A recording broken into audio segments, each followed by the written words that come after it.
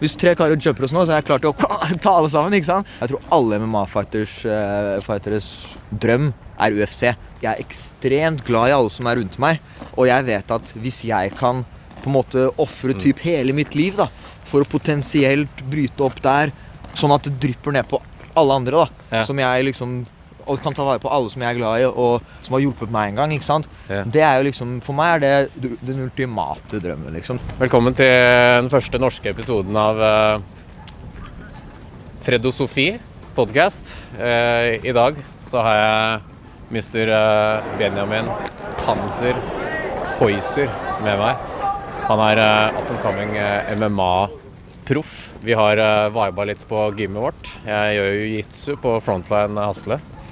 I dag så har jeg med Benjamin på et show her, og vi skal gå en tur gjennom Frognerparken. Da begynner vi å traske bort. Vi kaller det her for Turcast. Ja, vi har jo hatt mange samtaler på gymmet som ikke har blitt filmet. Så der jo bare en annen dag. Ja, det egentlig bare det. Jeg har ikke egentlig spurt deg hvordan du havna i MMA-businessen eller i slåssbransjen. Det jo utrolig mange grunner til at jeg valgte å hoppe over til MMA kontra alle andre typer vanlige sporter. Jeg drev med fotball veldig lenge, sånn som de fleste kids gjør fra de små. Men så tror jeg samtidig alle, i hvert fall gutter da, og særlig menn etter hvert, har et sånn lite instinkt at du vil liksom ha, det høres kanskje gærent ut da, men du vil ha litt sånn makt, du vil være respektert. Du har lyst til å få respekt blant andre da. Og jeg tror at kampsport en veldig sånn sunn måte å få det ønsket oppfylt da. For vi ser jo liksom sånn som går politisk med en gang da, men her i Oslo vi ser jo at det kjempeøkning med blant ungdomskriminalitet og masse sånn, og det jo selvfølgelig en haug med grunner til at det skjer da.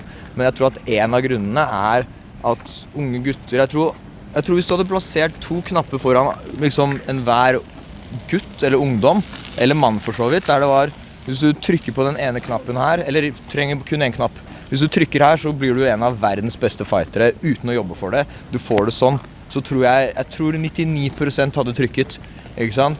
For den statusen og æren og bare den selvtilliten du får når du vet at du kan forsvare deg selv, ikke sant? Så det liksom noe jeg som alle andre også har, og så tror jeg forskjellen at jeg faktisk velger å gå for det da. Og så har det blitt til liksom, det har ballet på seg. Det startet med at jeg også, mens jeg spilte fotball og var yngre, ser jeg på Karate Kid og sånne type ting og tenker sånn, oh shit, han banket alle de der og han forsvarte seg selv. Det hadde vært kult å liksom vite hvordan du forsvarer deg selv hvis noe skulle oppstå da. Selv om vi bor i trygge Norge, så ting skjer, ikke sant? Spesielt hvis du en gutt, ikke sant? Det konfrontasjoner skjer, og situasjoner skjer der du ukomfortabel, ikke sant? Så jeg tror at det sparket det, at jeg var sånn, ok, et eller annet liksom må jeg kunne, ikke sant? Og så ballet det på seg at, oi, det her ganske kult, og så begynte UFC å bli en stor greie, og mange stjerner begynte å komme opp der, og så blir det sånn, oi, liksom, det der liksom en vei jeg kan gå. Og så har jeg bare fra dag 1 egentlig liksom satt meg som mål at jeg skal bli proff. Det her skal jeg liksom klare. Og så nå, snart 10 år senere, så jeg der da med nye mål. Så det var sånn starten, holdt på å si, det sparket noe i meg da. Det var en bra oppsummert start, det. Jeg visste noen ting der. Du sa du spilte fotball. Jeg har spilt mye fotball, jeg også. Det ikke alle fightere som har spilt fotball. Nei. Litt kort om den fotballkarrieren. Hvordan Benjamin som fotballspiller? Jeg begynte når jeg var veldig ung. Jeg begynte vel allerede sånn 4-5-årsalderen. Sånn som mange gjør da, spesielt sånn i Vesten og sånn. Og så spilte jeg jo cirka 10 år, litt over 10 år. Og da tenkte jeg også sånn her at jeg ville bli fotballspiller liksom. Jeg har liksom alltid tenkt sånn her at jeg ikke bare vil sitte på et kontor fra 9 til 5 og liksom se åra passere liksom. Jeg har alltid tenkt at jeg ville gjøre noe litt spesielt da, eller få til mer enn andre typ da, og skille meg ut, det har jeg alltid tenkt. Og så gradvis gjennom disse åra så har jeg alltid hatt i bakhodet sånn her, ok, hva hadde jeg gjort hvis jeg ikke hadde spilt fotball? Og da har jeg alltid tenkt sånn her at ok, hvis jeg ikke spilte fotball, som jeg ble plassert i av foreldrene mine, ikke sant, når jeg var liten, da hadde jeg lyst til å kunne kampsport, vite hvordan jeg slåss, ikke sant? Fordi at når du spiller fotball, så det sånn, ok, det jævlig gøy der og da, ikke sant? Selvfølgelig kan du være fotballfan, men skillsa dine har du liksom bruk for sånn på banen, og du sitter der, du liksom skyter ballen i mål, og det gøy og sånn. Men jeg tenkte litt sånn, ok, kall meg paranoid da, men jeg var litt sånn, ok, hva skjer hvis jeg på vei hjem fra fotballtrening og 3 karer jumper meg liksom, skal jeg skyte ballen på dem, ikke sant? Det var litt sånn jeg tenkte da, at det kult helt frem til da, mens kampsport, det mer sånn, uansett om du lever av det eller ikke, det du lærer deg, det med deg for resten av livet, ikke sant? Og det så mange, folk kan si hva de vil, at det farlig, det skadelig og bla bla bla bla. Når alt kommer til alt, jeg tror de fleste som trener på kampsportgymmer, så lenge det ordentlige gymmer, vil si at kampsportfolk noen av de mest jordnære folka du møter, ikke sant? Ja. Du blir ydmyka på daglig basis, Ja, riktig. og satt i din plass, ikke sant? Og så det både sunt, lærer deg hvordan du forsvarer deg selv, det godt for helsa di, så mye mer da. Og det noe jeg tenker, sånn som nå da. Det sånn, hvis 3 karer jumper oss nå, så jeg klart å ta alle sammen, ikke sant? Så kampsportdelen har du med deg Lars også, kameramannen bak også. 24/7, ikke sant? Du har det med deg 24/7. Og uansett om du ikke lever av det, så det fordeler som du har med deg for resten av livet, og som du kan også dra den enda lenger, lære barna dine, du kan forsvare dine nære, ikke sant? Så for meg da, personlig, så det så mange lag med hvorfor kampsport liksom interessant da, og hvorfor det fascinerer meg liksom, utenom bare kampsportdelen i seg selv da. Det var litt derfor jeg begynte med jiu-jitsu, for at det var, jeg hørte at Joe Rogan sa at de folk som trener jiu-jitsu, det gjelder jo helt sikkert MMA-folk også. Etter min erfaring så gjør det jo det. Ganske ydmyke og jordnære folk. Hvem vet hvor utgangspunktet har vært, men i hvert fall så gjør det jo en mer ydmyk, for at man lærer å tape, og man konfronterer en sånn primal frykt. Ja, 100%. Du enig i det? 100%. Og jeg husker første gangen jeg gikk inn på Frontline da. Jeg var bra trent, jeg var idrettsutøver, ikke sant? Ja. Eller jeg har vært det hele livet. Men da husker jeg at jeg var på en jiu-jitsu-time, og så skal jeg rulle mot en kar som var sånn halve størrelsen min, så ut som en nerd, ikke sant? Ja. Og jeg tenkte sånn at det her ikke fair, jeg kan ikke gå mot han, jeg kommer til å slakte han, ikke sant? I løpet av 1 minutt så hadde han faen choket meg ut 4 ganger, ikke sant? Ja. Så jeg fikk jo den reality-checken første gang jeg var der. Og det noe som selvfølgelig jeg tror alle har godt av å få den der, en sånn fin balanse, ikke sant? Mellom at du gradvis forstår sånn, ok, du kan alltid bli bedre, samtidig som du også får selvtillit når du liksom får til ting, ikke sant? Og som du sa som veldig fascinerende, akkurat det med at det det mest kanskje sånn primære måten å vinne på og tape på. Det når alt kommer til alt, det her husker jeg vet ikke om det var Dana White eller en eller annen som sa det her, at forestill deg du i en skolegård, ikke sant? Okay. Og i den skolegården det noen som spiller fotball, noen som spiller basket, og plutselig ut av ingenting, liksom, borti der så det 2 karer som plutselig begynner å fighte, ikke sant? Og bare kaster bomber på hverandre. Hvor det alle kommer til å se, ikke sant? Alle begynner å se og liksom være opphengt til de som slåss, ikke sant? Det ingen som kommer til å være der sånn, det 2 som driver den fighten der borte og hater hverandre. Men han der, jeg skal bare se om han treffer det basketskuddet, ikke sant? Det ikke noe vi gjør, og det jo sikkert, holdt på å si, dyriske instinkter, ikke sant? Oi, shit, det farlig, eller der skjer det noe. Ja. Ikke rart å bli populært med MMA. Ja, ikke sant? Og det derfor det en av verdens raskeste voksne sporter, ikke sant? For det vekker noe sånn, alle har det i seg, og alle vet liksom MMA da, du trenger ikke å kunne reglene 100% for å skjønne hva som skjer, ikke sant? Alle skjønner at han slo han, det bra for han som traff slaget, ikke sant? Alle skjønner han kastet han i bakken, det liksom han som kastet han i bakken, det var han som gjorde det bra liksom. Alle liksom, du kan se hvem som vinner en slåsskamp da. Så jeg tror liksom alle har det litt i seg sånn dyrisk og biologisk. Og så det også det at når alt kommer til alt, hvis du har en kompis eller ikke kompis, en eller annen på skolen som du har noe kødd med, og han slår deg i basket, men du banker han opp, ikke sant? Så kommer han aldri til å være sånn, ja, men det har ikke noe å si at du slo meg, nei, at du banket meg opp, fordi at jeg bedre enn deg basket, ikke sant? Det sånn, jeg tror bunnen av samfunnet vold, uansett du liker det eller ikke.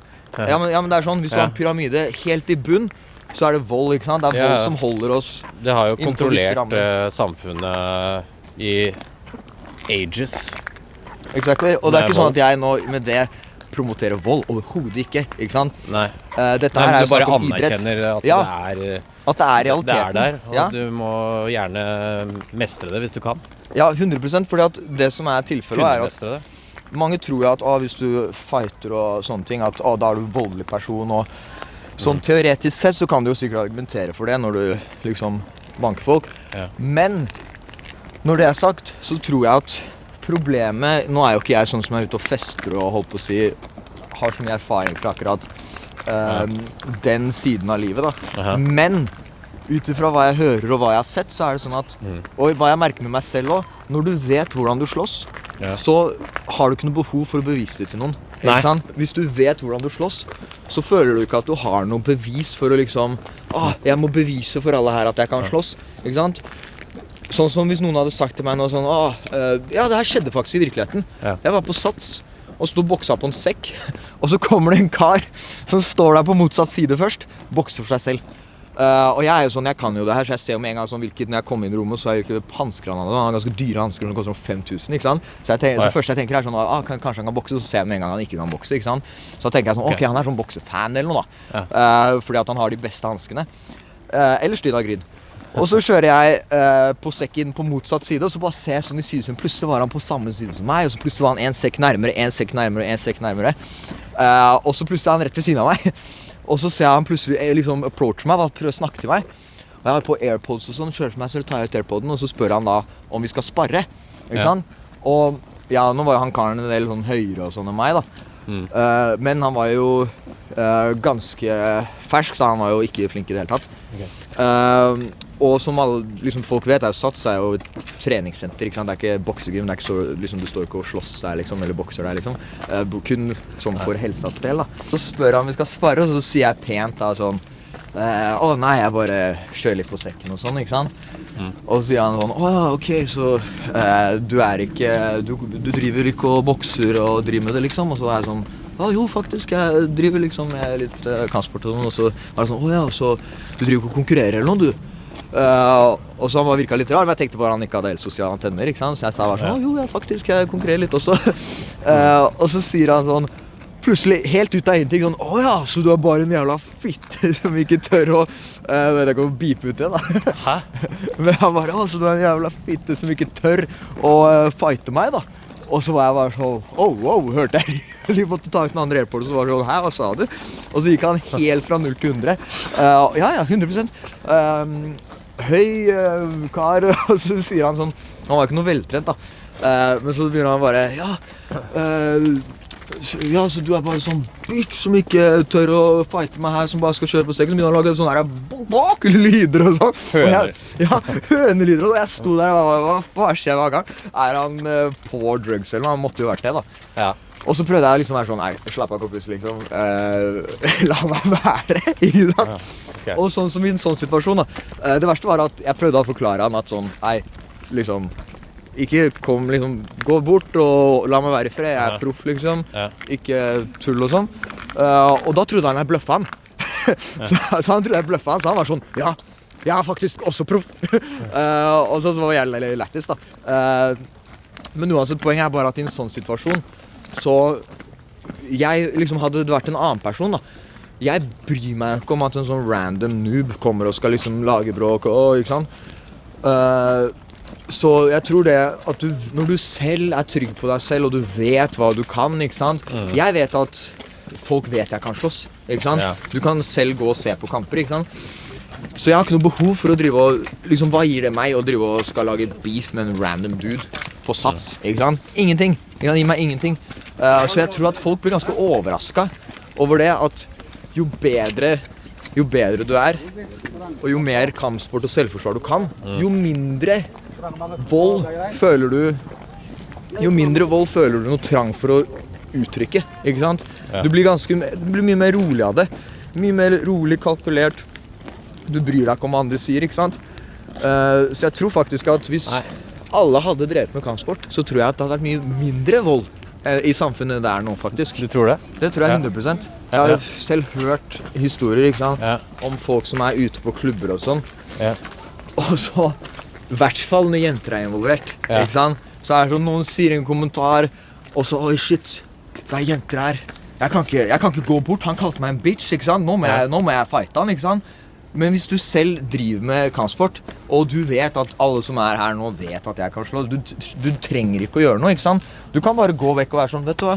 Ok, kompis, du veldig kul og sånn, ha det bra, ikke sant? Alle vet at du hadde fucka han opp, ikke sant?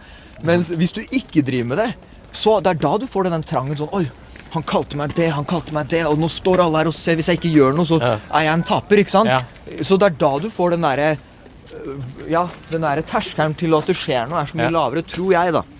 Ja. Jeg tenker på altså, da jeg begynte på jiu-jitsu, så var jeg mer sånn i spenning, fordi jeg ikke kunne noen ting. Så da jeg begynte å være i den kampsportverden, så følte jeg meg at jeg hadde mer å bevise, jeg hadde mer å frykte på en måte. Da ble jeg mer anspent og stresset. Ja. Jeg kan tenke meg at folk som ikke har gjort noe kampsport, også får den følelsen bare enda mer. Ja, det sånn, og hjertet ditt begynner å dunke, det veldig sånn situasjoner da. Du får adrenalin, ikke sant? Ja. Og det det som fascinerende nå, at den terskelen jo mer du gjør det, ikke sant? Jo mer komfortabel blir du med det, ikke sant? Ja. Sånn som nå, så la oss si du hadde hatt x antall jiu-jitsu-treninger, bare x antall med x antall folk og alt det der, så blir kanskje neste utfordringen å gå en konkurranse, ikke sant? Mot en annen kar. Da kanskje får du de samme nervene som du fikk før, ikke sant? Så du kan alltid øke liksom alvorlighetsgraden da. Ja. Men uansett så det bare sånn, jeg tror at det en haug med, uansett hvordan du vrir og vender på det, altså vold, uansett om du liker det eller ikke, grunnen til samfunnet trygt på grunn av vold, ikke sant? Det på grunn av hvis du gjør noe galt, så tar myndighetene liksom og tar deg, ikke sant? Og det med vold, fysisk makt, ikke sant? Okay. Hvis ikke du hører på det, så liksom banker de deg, killer de deg, ikke sant? Hvis ikke du gjør som de sier, ikke sant? Ja, men sånn, hvis du drar den veldig langt da, ikke sant? Nå, selvfølgelig hvis du blir tatt i fengsel, og ikke i motstand, men hvis du klin gæren, liksom se på folk, det jo gærninger som løper rundt med kniv, ikke sant? Som faktisk psykopater. Og hva det som skjer når de liksom angriper folk og stikker ned folk, og de nekter å gi seg og sånn? Jo, til slutt blir de skutt, ikke sant? Det vold som på en måte sånn, ok, der var det ferdig. Så uansett om folk liker det eller ikke, man må respektere det liksom. Og det tror jeg liksom ikke har den effekten folk tror når det kommer til kampsportdelen. Da tror jeg det omvendt. Jeg tror at jo mer du kan, jo tryggere du på deg selv, jo mer kommer folk til liksom vise hverandre respekt. Ting blir rolig. Kontra når ingen kan noen ting, så tror jeg det blir litt sånn her at du presser en sånn to katter opp i to hjørner, ikke sant? Og ingen av de vet hva de skal gjøre. Så sånn, nå skjer det noe, og så ego deres, og alt blir bare ute av kontroll, da.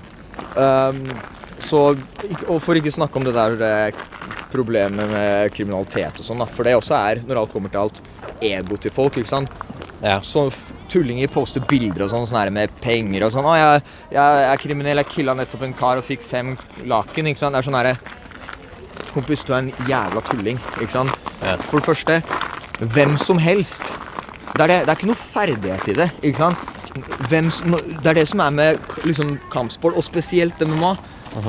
Det den reneste måten for kamp, eller slåsskamp, du har, ikke sant? Alt så å si lov, innenfor selvfølgelig visse grenser, da. Men det en fair kamp, ikke sant? Han trener, du trener, dere møtes liksom i buret. Du klar? Ja, ikke sant?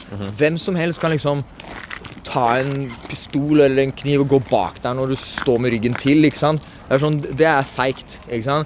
Så ja, jeg tror bare at alle, i hvert fall gutter, ikke jenter selvfølgelig, men alle til syvende og sist kunne ønske at de liksom var the man.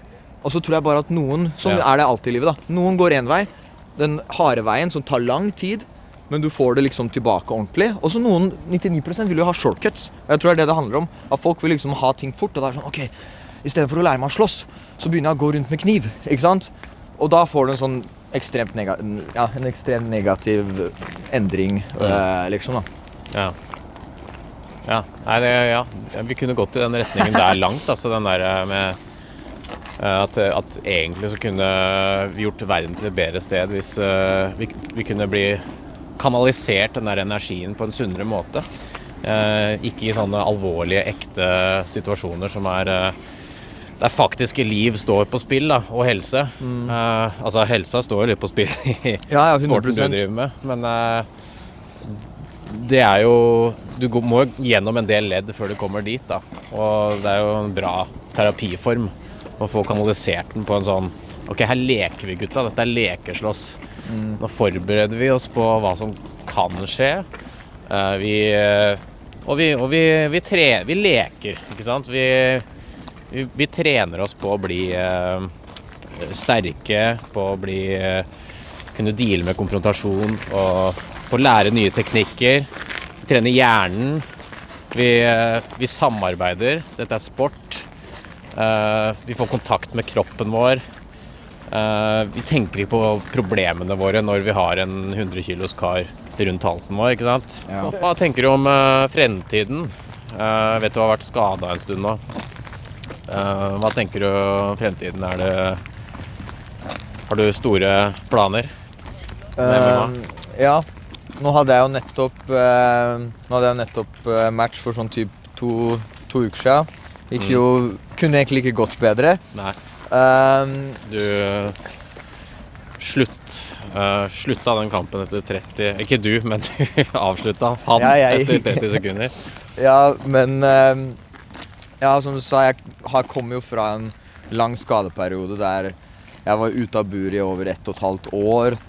Ja. Og ute av all trening i sånn rundt 1 år, sånn fysisk aktivitet liksom, typ da. Oi, det stor forandring. Så for en kar som meg da, så var det liksom, nå uendelig med folk der ute som har sånn ekte problemer, mye verre ting enn det. Ja. Men sånn relativt sett, for en kar som er vant til å trene flere ganger om dagen, og hele tiden ha noe å strekke seg etter å være produktiv da, og føle at du leveler opp, og få beskjed om at du ikke kan gjøre noen ting, du kan basically bare ligge på sofaen.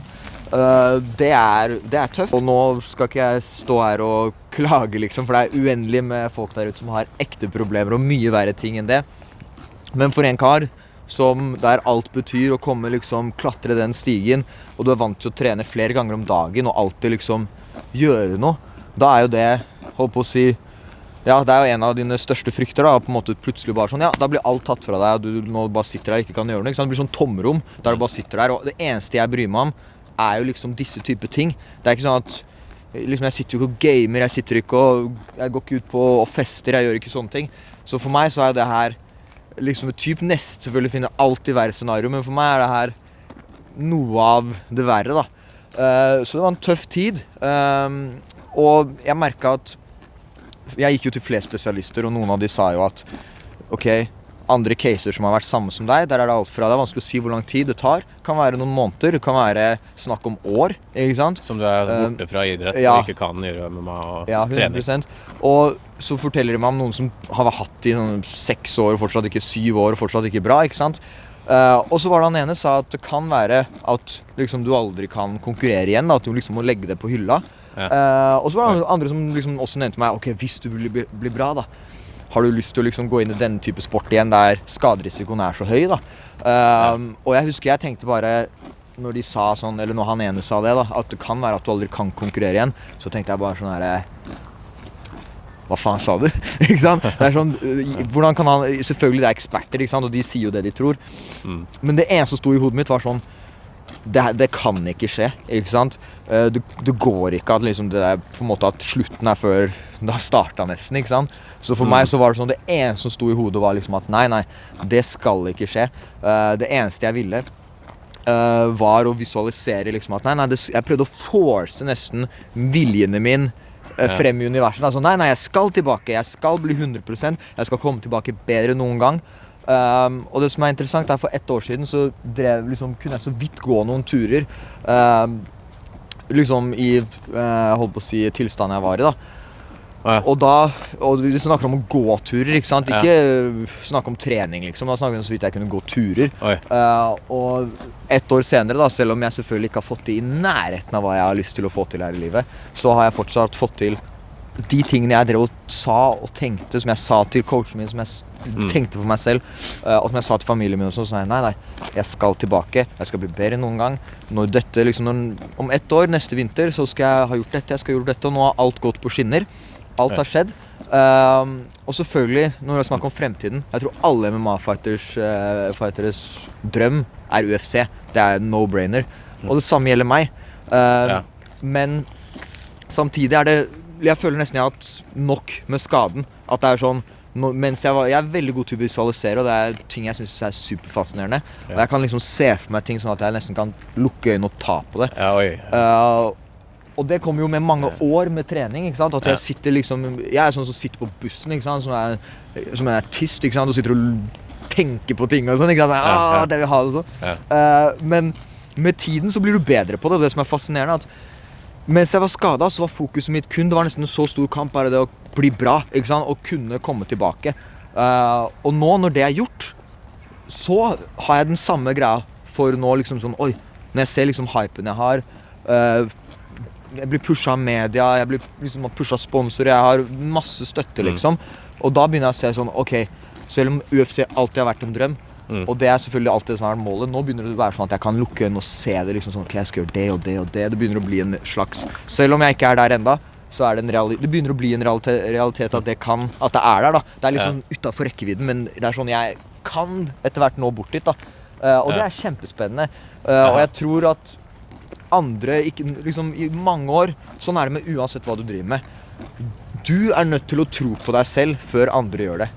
Hvis ikke du tror på deg selv, og det her er sånn klisjé, alle sier det, hvis du ikke tror på deg selv, så kommer ingen andre til å tro på deg heller, for hvis du er deg selv, og hvis du selv tenker at, nei, jeg får ikke til det her, så kommer ingen andre til å tenke at, jeg tror han får det til. Hvis de tenker at du kjenner deg selv best, så hvis du selv ikke tror at du kan klare det, så kommer alle andre det er 100%, ingen kommer til å tro på deg. Alle kommer til å være sånn, han får det ikke til. Han tror det ikke selv engang. Men hvis du virkelig tror på deg selv, og du ser deg selv i speilet, og du tror liksom, eller du er sånn, jeg tror jeg kan få til det her, og du virkelig tror på det, og du faktisk tar aktive steg i den retningen for å få det til å skje.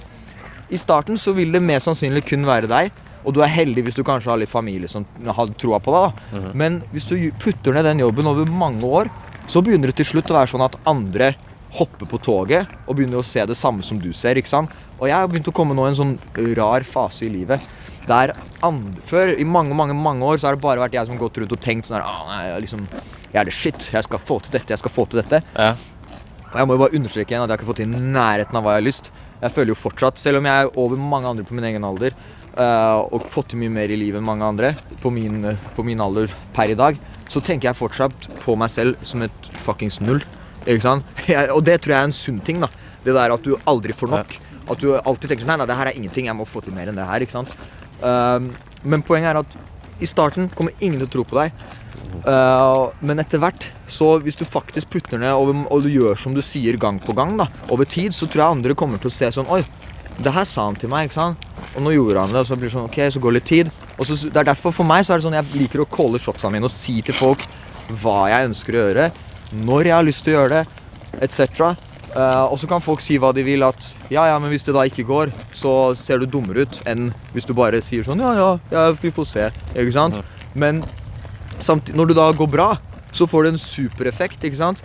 Og nå har jeg kommet til den fasen der andre begynner å se det samme jeg ser, og det er veldig sånn gøy og spennende, for nå er jeg folk som både putter inn enorm, og det har vært lenge da, men masse tid i meg, men også at folk putter pengene deres der munnen deres er, sponsorer som faktisk nå liksom betaler meg, for det er liksom, for meg har det aldri vært en ting for at, oi, folk liksom gir meg penger hver måned for å bare være meg liksom, for å trene og stå på, ikke sant? Fordi at de vil at jeg skal kunne lykkes, ikke sant? Så sånne type ting, det gir meg en sånn supermotivasjon, for jeg ser på det sånn at når folk faktisk putter sine hardtarbeidende penger på deg for at du skal liksom gjøre det bra, andre putter ned tiden sin i deg, folk, når det ikke bare er lenger sånn, lykke til, ikke sant? Når det faktisk er sånn at folk putter pengene sine i deg og tiden sin i deg, det liksom gjør noe med meg. Da er det sånn, ok, nå, for de folka her, så skal jeg vinne, ikke sant? Jeg vil at deres investering skal være riktig, ikke sant? Det er ingenting jeg liker mer enn sånn som nå da, når jeg ser en av sponsorene mine jeg ser at de vil meg godt, og de også har en god følelse på at det de så i meg, det var riktig, ikke sant? Og det når liksom, når alt kommer til alt, det jo det du vil, liksom. Du vil at folk som chatter shit, og som ikke liker deg, og som håper det går til helvete, du vil jo at de skal ta feil, ikke sant? Noen må ha rett, noen må ta feil. Og jeg tror det en sånn kode jeg har knekt, at folk som sier sånn, ja, men det bare, liksom, det bare sånn det er. Det sånn, jeg tenker alltid at, nei, det alltid en side av noe, liksom. Fordi at det går aldri helt perfekt i midten. Hvis noen ikke liker deg eller ikke tror på deg, og noen tror på deg, det sånn, en av de må ha rett, ikke sant? Det ikke noe sånn her, nei, du ble akkurat i midten. Det kommer alltid være sånn at de som ikke valgte å investere i deg, enten så har de rett, ikke sant? Eller så det de som velger å investere i deg som har rett. Og jeg vil gjøre alt i min makt for at de som faktisk tror på meg, sitter der og tenker at, liksom, jeg hadde rett. Liksom, jeg jævlig glad for jeg trodde på han der. Det liksom følelsen jeg vil sitte igjen med. Jeg har begynt å kjenne deg i de siste par månedene, og noen ganger når man hører deg snakke, du liker å ha en litt sånn der, du liker å snakke litt. Du liker å snakke litt om det du skal gjøre, og du liker å ha en på en litt sånn cocky vibe noen ganger, med et glimt i øyet. Og da, hvis man hører det da for første gang, så kan man kanskje tenke at han cocky, klarer han det han sier han skal gjøre, liksom. Det virker som du virkelig har, du ikke bare ambisiøs, det virker som du trener veldig mye, veldig disiplinert da. Så det virker som du virkelig vil ta vare på de rundt deg som, og støtte de som støtter deg tilbake. Det virker som på meg. Ja, og det liksom, som du sier, det litt sånn hvordan ting kan se ut fra utsiden og sånn, men når alt kommer til alt, det jo flere lag med det her da. Grunnen til jeg gjør det jeg gjør, ja, som sagt, det sånn, det ego at du vil oppofre, du vil få til store ting, men jeg føler jeg liksom ment for mer, som folk kan kalle liksom, det veldig egoistisk tenkt og sånn, men så det også det at jeg ville sagt at liksom, du kan dra den ganske langt, jeg ville nesten sagt at jeg elsker de som står meg nær. Liksom, jeg kan argumentere for at jeg elsker de høyere enn andre folk elsker sine, fordi jeg faktisk villig til å liksom, alle de som i min sirkel, ikke bare familie, men nærmeste venner, folk som investerer i meg, ikke sant? Ja. Og som har vært lojale for meg over lang tid, det liksom bunnen for at jeg gjør det jeg gjør, for at jeg jobber hardt. Jeg har jo prosjekter ved siden av fightinga også, ikke sant? Men fightinga også, ikke sant? Jeg bruker jo all min tid på det. Så å si da, at grunnen til jeg villig til å offre så mange timer Føler du at du har et slags kall? Altså Joe Rogan snakker om han vil jo absolutt fraråde vennene sine fra å konkurrere i MMA for eksempel. Fordi da kan du risikere hodeskader men de eneste folka han på en måte lar gjøre MMA rundt seg, det de som virkelig føler et stort kall når det kommer til det. Ja. Føler du det? Du føler vel det kallet? Ja, vil du si det? Ja, det som jeg nevnte at her nå skal jeg fortelle noe morsomt. For 2 år siden ish, kanskje jeg litt off nå, men ganske nyere tid da, så sa faktisk foreldrene mine til meg sånn vet du hva, vi hadde liksom ikke tenkt å si det til deg, men vi bare liksom sier det nå, siden liksom da hadde jeg begynt å få noen sponsorer, og jeg tror det var etter jeg ble sponset av Noko kanskje, eller et eller annet sånt da. Ja.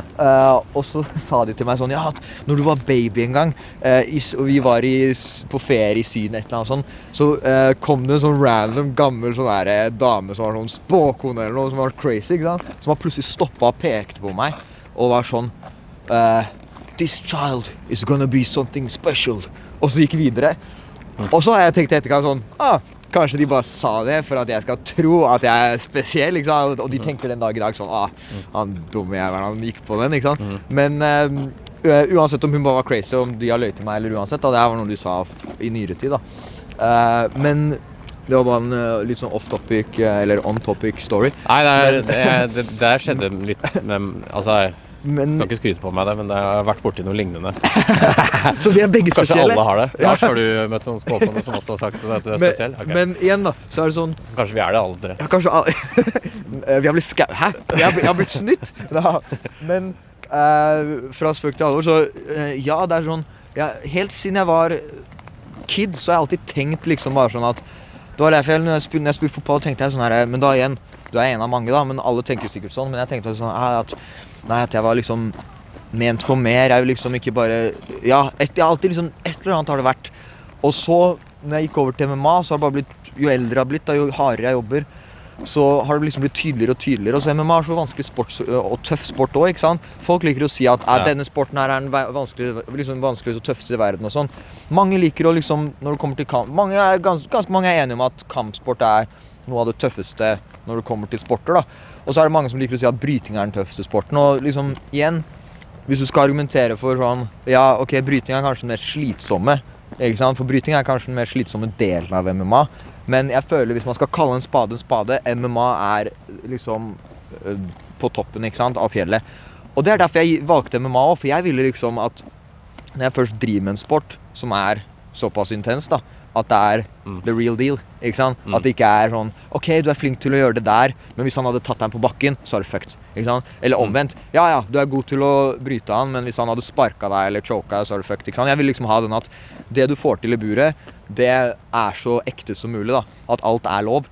Og så har jeg bare, siden det er så få som i det hele tatt tør å drive med det, og i hvert fall også ha potensial. Det er liksom så mange ting som gjør at jo eldre jeg har blitt, så har jeg liksom sett at, oi shit, liksom jeg får til det her, og det her går bra, og så er det muligheter åpner seg, det er nettverket mitt, noen av mine nærmeste venner er i UFC, ikke sant? Det er mange sånne ting som liner opp, som gjør at jeg bare blir mer og mer sånn overbevist om, faen ass, hvis det er noen liksom som kan få til, så er det meg ass. Det er sånn jeg tenker oppriktig, ikke sant? Og så håper jeg ønsker jo alle godt, jeg håper alle får til drømmene sine og sånn, men når det kommer til liksom min nærmeste sirkel, og min familie og sånn da, så har jeg liksom det der at jeg tenker at hvis det er noen som kan liksom, boom, bryte opp, så er det meg selv da.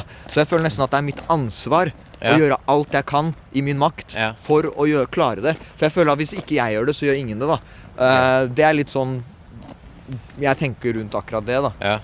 Det er tydelig at du kanskje er satt i den rollen, at du har på en måte fått den oppgaven.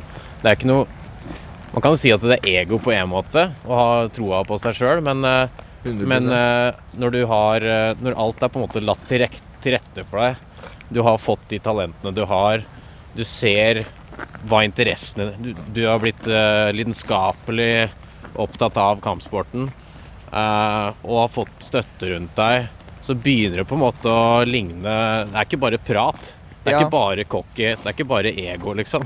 Nei. Det er på en måte noe som bare går den veien da.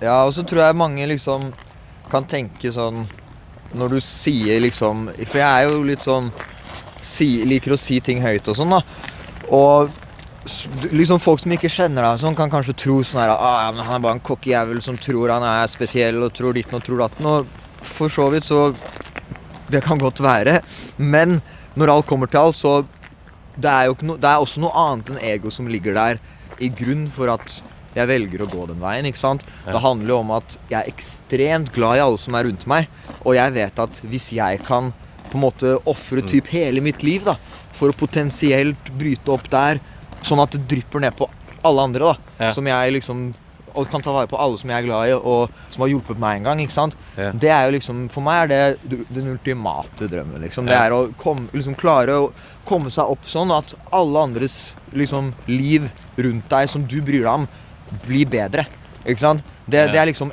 endemålet. Og jeg ville jo sagt at, ja, folk kan si at det er, du kan dra den og si at det er egoistisk i den forstand at, ja, men kanskje du gjør det for at du skal få en sånn god følelse. Og selvfølgelig, det er sånn, ingen er perfekte, det kan godt være at det også er en del av det. Det kan man si om alt. Men det kan du si om alt, ikke sant? Og når alt kommer til alt, så er det litt sånn, for meg så, jeg er ikke jeg hadde en morsom situasjon på T-banen her om dagen. Eller ved T-banen. Det var en kar som jeg kjenner da, som så meg og var sånn, og så var jeg sånn, halla. Og så hadde jeg ikke sett det på en stund da. Og så spurte han litt sånn her rundt kampen, sånn, ja, nå som du vant, så...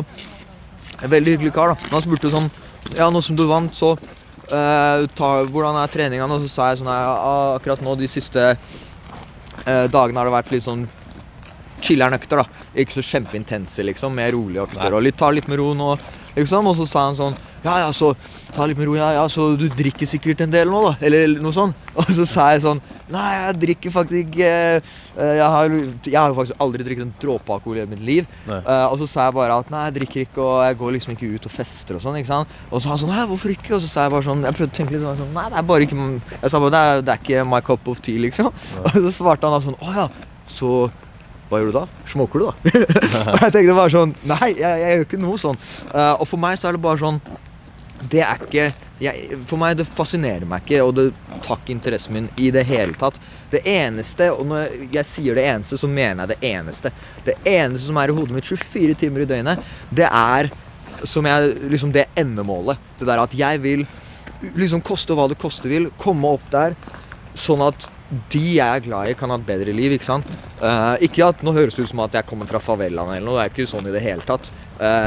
Kommer fra en normal familie. Nei, du kommer ikke akkurat fra favelaen, hvis du tenker du er fra Majorstua, er det ikke det? Ja, jeg er fra Majorstua. Men det går an å ha det mindsetet likevel, og du 100%. Tenker kanskje ikke på at du tenker ikke bare på det finansielle, kanskje, for at de fleste klarer vel seg bra, men kan alltid klare deg Norge, men du kan alltid ja, men du vil spre, men er det du tenker? Mest jeg tenker, finansielt, eller mener du inspirere folk, eller? Jeg tenker begge deler. Det er sånn, når du kommer til, mange sier jo det der med at penger gjør deg ikke lykkelig og alt det der, men mer penger, mer problemer og alt det der. Men tingen er, jeg tror at når alt kommer til alt, hvis du har bra folk rundt deg, selvfølgelig, mange kan si til meg sånn, du vet hva du prater om, når du først er rik, så endrer ting seg og sånn. Men jeg tenker at alle de tingene som gjør deg lykkelig og glad, liksom, du kan bare gjøre mer av det med mer penger. Og så tenker jeg sånn at du får liksom alt, liksom, livet ditt hadde vært som regel bedre hvis du plutselig våkna på da du 100 mil, ikke sant? Ja. Det er sånn, om du får helseproblemer, om det er ting du ønsker deg, uansett hva det er da, det er sånn, sånne barrierer du hadde før, de vil være borte, ikke sant? Og så kan det ikke løse alt, men det ikke kan løse, det er sånn, det er ikke sånn at det ble verre, gir det mening. Så det er selvfølgelig et stort økonomisk insentiv på hvorfor jeg ønsker å gjøre de tingene, men så er det som du nevnte også, det å inspirere, det er sånn, jeg har jo blitt inspirert av andre liksom, i løpet av mitt liv, det må jo være sånn jeg har blitt så crazy, ikke sant? Så det er en ting jeg også ønsker, ikke sant? Det er at nå er jeg jo ikke der enda, men jeg er i, hva kaller du det da, i vannskorpen liksom, der jeg merker at liksom, noen begynner å se på meg og være sånn, liksom, og ta inspirasjon at nå begynner det å bli noe ut av deg liksom da. Og jeg ønsker jo, hvis andre unge gutter som er fra der jeg er fra, ikke sant? Som er fra Oslo, liksom kan begynne å se sånn her at ok, han gjorde sånn og sånn, og så kan det kanskje, og det funka, ikke sant? Så kan det kanskje inspirere dem til å liksom begynne å, vet du hva, jeg har alltid hatt en drøm om det her, eller jeg har alltid hatt en drøm om det her, og folk sier jeg ikke burde gjøre det, men han der, han hørte ikke på de, han gjorde det, ikke sant? Og det gikk bra. Da kan det gi dem en sånn litt sånn betryggende følelse som gjør at jeg er villig til å ta det steget da.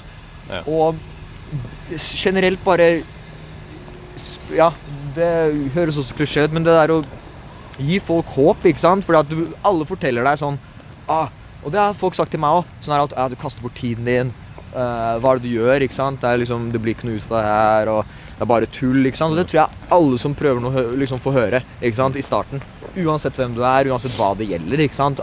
Folk liksom liker å ta og liksom trykke det ned. Ja. Men det der å se en da ikke høre på sånt, og så til slutt går det bra, da tror jeg det kan inspirere andre om å liksom følge sine drømmer da. Det inspirerer bare at bare at det at du står, måten du prater om det her på, måten du legger opp livet ditt med all den dedikasjonen og disiplinen og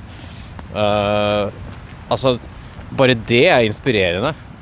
Selv om man ikke vet hva som skjer i fremtiden, så er det inspirerende bare å være rundt en person som virkelig går for det da. Går for det den vil. Ja, og så tror jeg det er veldig viktig det der at hvis du først går for noe, så gå for det, ikke sant? For det er mange som det tror jeg også er grunnen til at mange ikke liker folk som sier ting og sånn, ikke sant? Fordi at 99% av de som sier ting, de gjør ikke noe av det de sier, ikke sant? Det er sånn, ja, jeg skal gjøre det her, og så gjør de det ikke sant?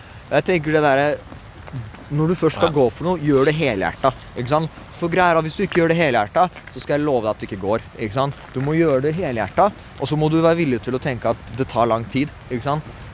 Se på meg, jeg har brukt snart 10 år, ikke sant? Sånn ekstrem grind, og jeg er fortsatt ikke i nærheten av det jeg vil, ikke sant? Men det er ok, ikke sant? Ting kommer ikke over natta, jeg tror mange må skjønne det at det er en prosess. Alles liv er forskjellig, ikke sant? Og den der grafen for suksess, da, hvis du skal kalle det, den er ikke, holdt på å si, nå husker jeg ikke ordet for det engang da. Eksponentiell, eller ja, ikke sant, den er ikke lineær. Ja, den er ikke lineær, ikke sant? Så det kan være sånn at det går så tregt liksom at du føler at du liksom står på sted og hvil da, i x antall år, og så plutselig over natta så er det sånn, oi, wow, nå er jeg liksom der oppe da. Ja. Så det der å hele tiden, for det, du må, ja, jeg tror det var det som holdt meg gående når jeg var skadet også, ikke sant, og ikke kunne gjøre noe som helst. Det der å, spiriten din må aldri dø, ikke sant? Du må alltid tenke at en dag, ikke sant, en dag. Og det er sånn det er måten jeg argumenterer for, fordi at mange har spurt, eller sagt til meg sånn, gjennom egentlig alle år da, sånn er det, ok, men hva hvis det ikke går da, ikke sant? Og så tenker jeg sånn, hva mener du, hva hvis det ikke går, ikke sant? Nei, hva hvis liksom, det betyr så mye for deg, og så blir du 30 eller 40, eller når en grensa går da, for det første, ja, kampsport i hvert fall, og slåss profesjonelt, det varer ikke i livet ut, ikke sant? Det er liksom et kort vindu, men det er ikke sånn at den dagen jeg legger hanskene på hylla, så er det sånn, ja, da skal jeg bli en jævla boms, ikke sant? Det er ikke sånn jeg tenker. Nei, du gjør ikke det. Du jobber med ting nå, business og starte selskaper og ditt og datten, ikke sant? Ja. Og det her er ting som aldri tar slutt, ikke sant? Så folk sier sånn, ja, men hva hvis du innser at det ikke går da? Liksom, blir du ikke deprimert, blir du ikke ditten? Her er måten jeg har knekt det. Det er en hack. Det er at, tenk sånn her, jeg husker ikke hvem av det var det Olav Thon, eller en eller annen i hvert fall, jeg husker ikke, som ble mangemillionær eller milliardær når han var over 80 eller noe. Det sikkert, kan være kvota feil kar, men det var i hvert fall en i Norge. Ja. Og kan være at staten også, for jeg husker ikke hvor jeg hørte det en gang, så kan det godt være at staten også er feil. Men uansett om det er feil eller ikke, det kan skje, ikke sant? Og det jeg tenker da er sånn, ok, la oss si at du vet da, for det finnes folk der ute som har blitt kjempesuksessfulle i gammel alder, ikke sant? La oss si at du hele livet går og tenker liksom, en dag, så er du 80, og så tenker du sånn, ja, neste år, ikke sant? Så er du 81, tenker du neste år, ok? Fortsatt ikke fått inn dritt, ikke sant? Grinder hele livet. Og så tenker du, så er det 85, tenker du, ok, neste år, da skal jeg få til. Og så plutselig dør du av hjerteinfarkt, og så er du død, ikke sant? Så vet du ikke at du aldri lykkes, ikke sant? Så slipper du å deale med den kakka. Og sånn at det er en bra ting, at hvis du dør i prosessen, så vet du ikke nettopp, ikke sant? Du får ikke den der defeaten. Ja, så hvis du dør, da vet du ikke at du ikke klarte det, ikke sant? Så, så det er det jeg tenker bare sånn, hvis du bare hele livet går for det, ikke sant? Og du er villig til å nærmest, ja, og når jeg sier offre alt, så er det selvfølgelig, du skal alltid være en bra person, ikke sant? Aldri cheat, aldri gjøre sånne type ting. Men når det er snakk om tid, ikke sant? Så lenge du er villig til å offre alt, så tror jeg, ja, du kan på en måte, det kan ikke gå gærent da. Det er min filosofi da. Fordi hva er det verste som kan skje? Det er at du jobber ræva av deg, og så får du det aldri til, og så dør du, og så vet du ikke at du ikke klarte det. Det verste som skjer er at du lever et passionate liv, og så dør. Og så tror jeg også at hvis man skal kalle en spade og liksom være litt realistisk da, hvis du prøver ditt aller beste hele livet, og er ærlig, redelig, så skal det ganske godt gjøres, og aldri lykkes med noe som helst i hele livet ditt. Ikke sant? Det er litt sånn jeg tenker, og det er sånn, det er nesten godt gjort. Så jeg tenker når folk tenker sånn, det er sånn destruktiv tankesett, ikke sant? Du er nødt til å, du kan ikke tenke sånn, ikke sant? Du er nødt til å mestre, hvis du mestrer hodet ditt, så kan du få til hva som helst, altså. Det er sånn jeg tenker det. Ja, det kommer til å, uansett hvordan MMA-karrieren din blir. Altså, jeg tror og håper og heier, og alle rundt deg, og du. Men hva enn det blir, om det ikke skulle gå sånn som du drømte om, da, så kommer du i hvert fall til å ta med deg alle egenskapene du har trent i denne prosessen her. Ja. Og det kommer til og folka du møter og mulighetene som åpner seg opp, kan jo også jeg tror i hvert fall det, at når man følger sin passion, så 100%, så skjer sånne ting. Du vet ikke hvor du ender opp, men du ender opp på et godt sted, tror jeg. 100%, fordi at det en annen ting. Igjen, selvfølgelig, i mitt hode så bare bom, så liksom lever jeg jo sånn jeg lever og tenker at det og det skal skje og etc.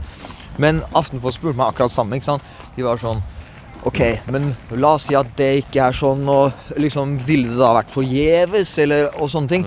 Det ikke sånn jeg tenker i det hele tatt, ikke sant?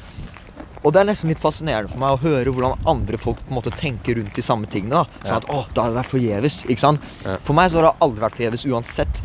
Jeg må liksom bruke tid på å prøve å forestille meg sånn, ok, tenk hvis det ikke går, og sånn, ikke sant? Men hvis jeg skulle prøvd å forestille meg det, så ville jeg fortsatt tenkt sånn, ok, så sånn som nå da, du kan aldri ta fra noen det de allerede har gjort da.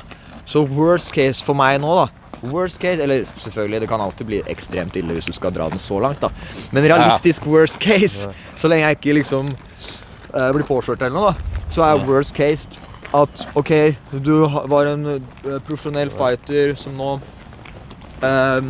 ja, 2 av mine nærmeste venner i UFC, ikke sant? Det sånn, jeg hadde aldri blitt kjent på den hvis jeg ikke gikk denne veien, ikke sant? Jack og Jordan, ja. Og Jordan hvem? Jordan Vucenic, han fra England. Ja, og Jack Hermansson. Ja, og igjen, jeg hadde aldri blitt kjent med dem hvis det ikke var for sporten, ikke sant? Nei, ja.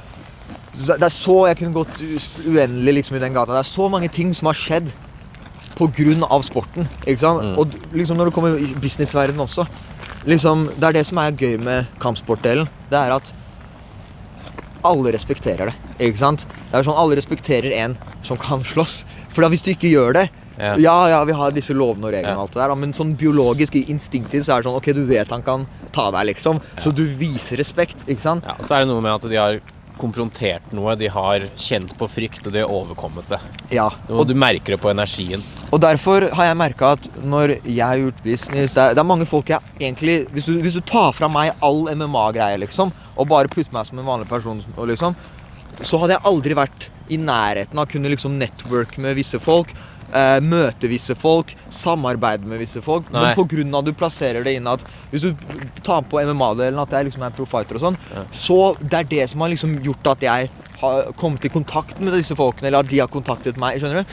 Så sånn sett, for meg så går det ikke an å kalle det waste eller tap uansett. Det sånn, for meg det allerede det beste som har skjedd meg ever, og jeg angrer ikke et sekund, ikke sant?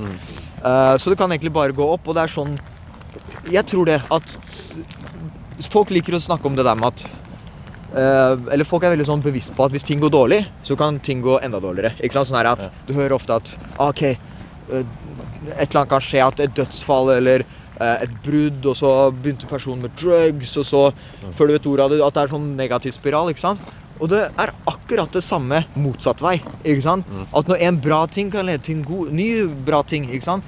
Og jeg tror det der å høres også klisjé ut, men å ha et sånn positiv mindset der du konstant tenker over liksom alle de bra tingene i livet ditt, og sånn at ok, det her førte til det, og du tenker sånn, jeg kommer til å få, liksom når du begynner å tenke sånn, det liksom, det fascinerende, men av egen erfaring så skjer det nye bra ting, ikke sant? Og så begynner du å være sånn, hæ? Og så datt det ned i hånden min, ikke sant? Så det sånn, du blir takknemlig for det, og bom, det datt noe i andre hånden. Så jeg tror det å tenke sånn, og hele tiden tenke at ok, jeg så takknemlig for alt sporten har gitt meg så langt, og jeg skal oppnå enda mer, skjønner du? At det blir en sånn her positiv spiral. Så det blir nesten som at du føler du lever i en film til slutt, ikke sant? Ok, nå begynner det å bli mørkt her, og hånda mi stiv. Gledelig, inspirerende og underholdende. Nei, men det var det alltid hyggelig å slå en prat med deg, Fred. Ja, like måte, Benjamin. Når jeg trener, så hender det at jeg trener vekter, ikke sant, mens du har en klasse og lærer bort en annen klasse. Og så det jo litt moro at du bare «Hei, Fred!» foran hele klassen. Det ødelegger sikkert for dem, men det veldig gøy for mitt ego. Få se når det her blir postet da. Men dette var bra. Romjula. Romjula. Ikke det nice? Ja, skal prøve. Redigeringspress, men Er vi ferdig nå? Prøve. Ja, vi er ferdig. Ok, det var nice da. Ja. Faen, Lars, du leverte! Ja, du leverte, altså. Lars må få, hva vil Lars ha? En Ferrari? Ja. Og så bare mister han kameraet på slutt og knuser den. Ja. 10 sekunder. Og ungdomskriminaliteten i Oslo, den er faen ikke med, altså.